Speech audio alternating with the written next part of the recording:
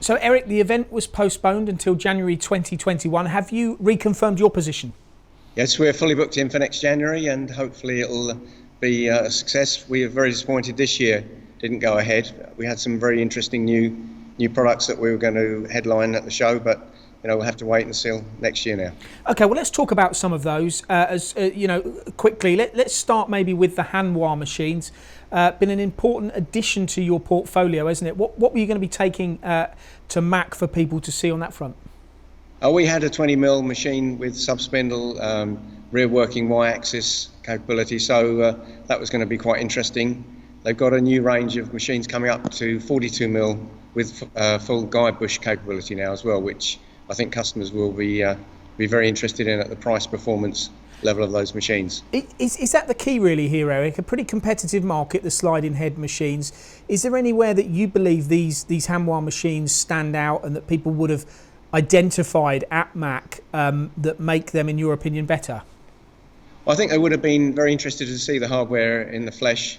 It's very high quality. As I mentioned, the price performance level is very good, and the customers that have used them are delighted with their performance, particularly in the power of the machines. They've got, in general terms, normally about 10 to 15% heavier and stronger drive motors than most of our competitors. And what about on the Kitamura front, Eric? I mean, these machines are, again, another addition to your portfolio, and they're always bringing out new technology at Kitamura Machinery. What were you going to be showing from them?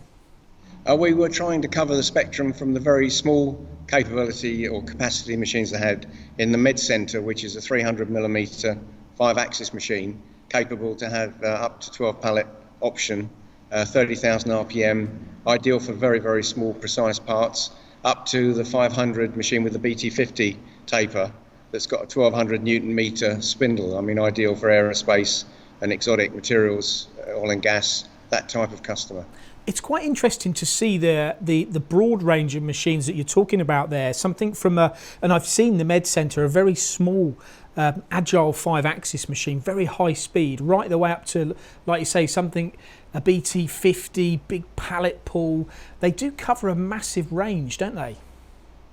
Well, as you know, they've been going, I think, nearly 100 years, so they've had a lot of time to develop the full product range. I mean, if you go to the top end, they do have up to a 1200 pallet horizontal machining center, a 1 meter pallet 5-axis. So they are, they're very capable in terms of the big capacity machines as well as the very high precision. And when you look at a show like this, Eric, when you take machines, do you specifically try and put demos on there that are going to draw attention, or do you try and look at what the key attributes of the machine are, and then try and put the right demo for that machine that really turns heads? You do try. It's very hard. Obviously, every customer's got a different requirement, so to try and do a universal demo that's going to appeal to everybody is difficult. But we try and just show off, particularly on the smaller machines, as you mentioned, the high-speed agility. One of the big talking points is the incredible accuracy. Even on the very large machines, they're talking about 2 microns positional accuracy across the full travel of the machine. So, there's a lot to talk about, really. A lot of industries that would be perfect for as well. The other points I just wanted to touch on quickly, Eric, is the Schmeck side of things too. I mean, we've spoken to a few of your customers recently that have bought these machines, and they have been blown away by the stability of them, the power of them. Is this something as well you were going to be showing off at the event? Yeah, we had planned to have a 10-inch shuck machine there with a sub-spindle and Y-axis. We probably will actually change that now to a double spindle, double turret machine for the next Mack. They've got one with double Y-axis, so it's going to be very interesting. That will be the UK launch of that product.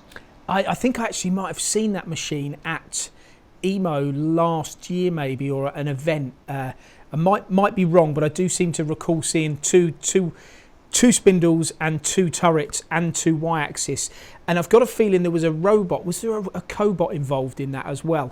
Or are you going to be taking your cobot, Hanwha Cobot to Mack, or we will have the cobot at Mack. I mean, actually, we actually configured that demonstration at EMO for Samsung or SMEC, loading that machine with the cobot because of our experience with that unit. So, we'll probably have something similar at Mack this year. Because that's a big thing, isn't it? I mean, let's conclude on that. Automation, you can have the best machines in the world, but if you can't keep them fed, you're not going to get out of them what you need. Certainly seems to be a lot of industry interest in that at the moment, particularly for lights out running and automating a lot of the processes. Of course, it's not perfect for every application, but we're seeing more and more, particularly with the cobot, that sort of integrates itself into a more normal work environment. You haven't been at Mac for a few years. This was going to be your first time back for a while, but it will be in January 2021. Business has moved on a lot, hasn't it, for you in recent years with a lot of these new products? It has. I mean, we've tried to refocus our profile onto the higher end machines. We've got obviously Kitamura, Samsung fits into that profile, as does Hanwha.